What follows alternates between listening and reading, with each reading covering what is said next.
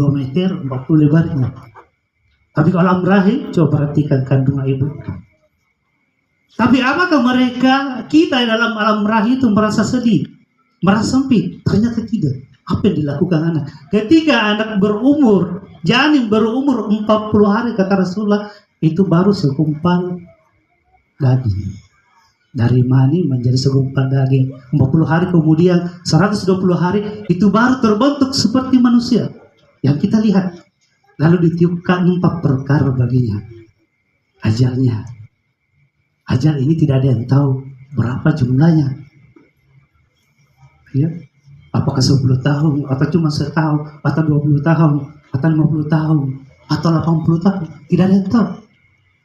Karena itu kita berusaha bagaimana yang diharapkan dalam ajaran Islam supaya umur itu bisa berkembang. Ternyata kalau demikian, berdasarkan hadis tadi, umur bisa bertambah. Cuma kita tidak tahu. Gimana ayatnya, dalilnya? Dalam surah Ar-Raddu, ayat 39. Yamhullahu may yasha wa yusbitu wa indahu ummul kitab. Allah menetapkan apa yang dia kehendaki. Dan Allah merubah apa yang dia kehendaki. Maka di sisinya terdapat ummul kitab. Berupa mufassir ini. Misalnya Ibnu Taimiyah.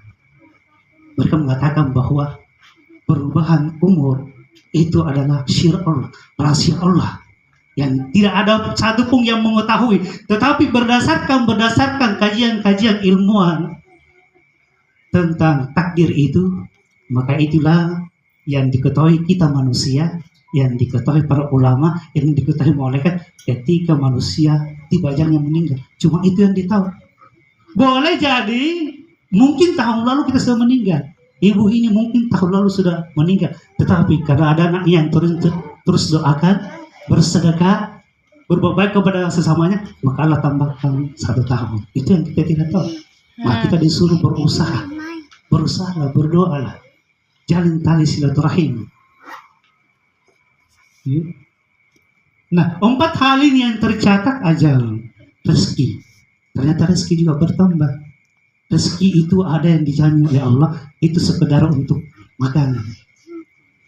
Amamin dapatin bilkan illa birizqillah, kata Allah.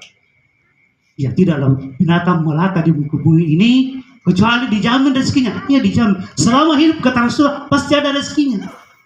Tapi sekedar untuk dimakan.